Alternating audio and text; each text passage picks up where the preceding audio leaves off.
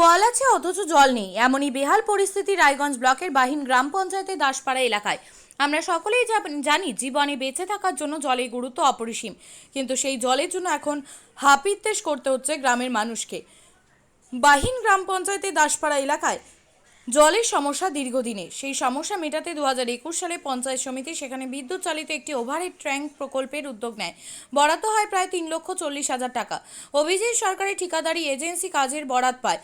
আজ 3 বছর হলো এখনও জল নেই সেই ট্যাঙ্কে। কল আছে কিন্তু জলের ব্যবস্থা হয়নি, ফলে গ্রামবাসীরা ক্ষুব্ধ।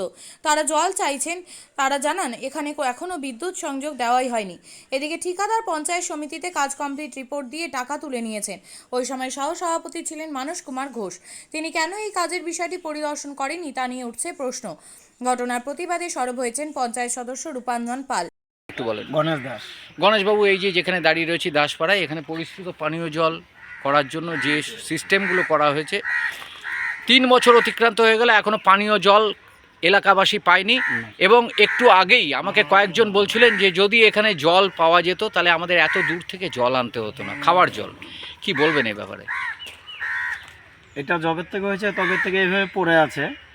তো এটা তো অ্যাকচুয়ালি ইলেকট্রিক সিস্টেমের, এখানে ইলেকট্রিকটা দিবে কে সেই জিনিসটাই আমরা এখনও জানতে পারছি না। কল তো তৈরি হয়ে গেছে, কলে জল নেই, জল পাচ্ছি না। তো মানুষ বেঁচে থাকার জন্য জলটা খুব প্রয়োজন। তো সেটাই আমরা যদি পরিশুদ্ধ জল না পাই তাহলে কি করে হবে? মানুষ বাঁচবে কী খেয়ে? অথচ ঠিকাদার পঞ্চায়েত সমিতিতে দেখিয়েছে যে সম্পূর্ণ কাজ কমপ্লিট। একটু আগেই মেম্বার সাহেব বললেন যে আমরা গিয়ে দেখি যে ঠিকাদার ওখানে কমপ্লিট বলে তার বিল উঠিয়ে নিয়েছে। তো এই যে ইলেকট্রিফিকেশান এখনও হলো না, অথচ সে কমপ্লিট বলে টাকা উঠিয়ে নিয়েছে, কি বলবেন? সেই বিষয়ে তো আমরা কিছু জানি না, তবে এখন প্রশাসন সেই জিনিসটা দেখবে তদন্ত করে যে আনকমপ্লিট জিনিস কিভাবে বিল পাস হয়ে ঠিকাদার বিল পেয়ে যায়। সেটা এখন সম্পূর্ণটাই প্রশাসনের হাতে, এবং যারা উপর মহলে রয়েছেন তারা এটার তদন্ত করে দেখুক আর এটার সঠিক সিদ্ধান্ত নিক। আমরা যেন ভবিষ্যতে এখান থেকে জল খেতে পারি সেই জিনিসটাই আমরা চাইছি।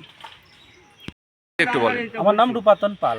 বলছি, আজকে আমরা দাসপাড়ায় যে দাঁড়িয়ে রয়েছি, এই যে জলের পরিশ্রুত পানীয় জল করার জন্য যে অভিজিৎ সরকার টেন্ডার নিয়েছিলেন 3,39,500 টাকা, অথচ আমরা এসে দেখছি যে 2-3 বছর অতিক্রান্ত হয়ে গেছে, সেই কল এখনও ওপেনিং হয়নি।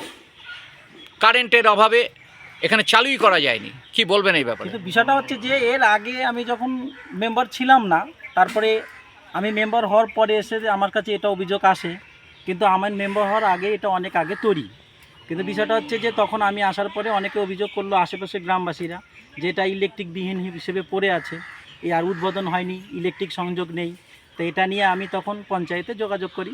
তো পঞ্চায়েত মারফত জানতে পারি যে এটা হচ্ছে মিটার বসানোর কথা আছে, ইলেকট্রিক সিস্টেম, এটা কোনো সোলার নয়। এটা টেন্ডারটা ছিল ইলেকট্রিকের। তো ইলেকট্রিক সংযোগটা কে দিবে, কিভাবে দিবে, সেটা আমাদের কাছে অজ্ঞাত, আমরা জানি না। তারপরে আমি প্রধানকে জানালাম, প্রধান এরপরে বললো যে ঠিক আছে, তাহলে এই কাজটা কে করেছিল। তারপরে বলেছিল যে কাজটা যে ঠিকাদার করেছে তার সাথে আমাদের যোগাযোগ করতে হবে, বিডিও ম্যামকে দিতে হবে। সেইভাবে দিয়ে নিয়ে তদন্ত করে দেখলো, বলে যে এটা হচ্ছে আনকমপ্লিট কাজকে কমপ্লিট দেখিয়ে এটা হয়ে গেছে কাজ। তো তারপরে আমরা কোথাও যে মানে লাগাল পাইনি। তো বিষয়টা হচ্ছে এইরকম, অজ্ঞাত, আমার জানা ছিল না টোটাল সম্পূর্ণ। তো এখন আস্তে আস্তে আমাদের পঞ্চায়েত সমিতির মেম্বার, সেই সময় পঞ্চায়েত সমিতির সহসভাপতি ছিলেন মানস ঘোষ। হ্যাঁ, উনি ছিলেন পঞ্চায়েত সমিতির সহসভাপতি, কিন্তু তিনি এখানকার সদস্যও ছিলেন। হ্যাঁ। তো সেখানে তিনি কোনো তদারকি করলেন না। এবার আমরা বারংবার তো পঞ্চায়েতকেই জানিয়েছি, এবার পঞ্চায়েত তাকে জানিয়েছে কি না সেটা আমাদের অজ্ঞাত, আমরা জানি না।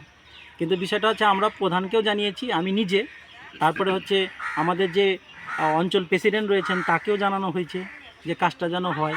তারপরে আমি লিখিতভাবেও জানিয়েছি, কিন্তু কোনো কাজ সদুত্তর আমি পাইনি আমি আসার পর থেকে। আপনি কি জায়গা কিনতে চান? তাহলে আর চিন্তা নেই।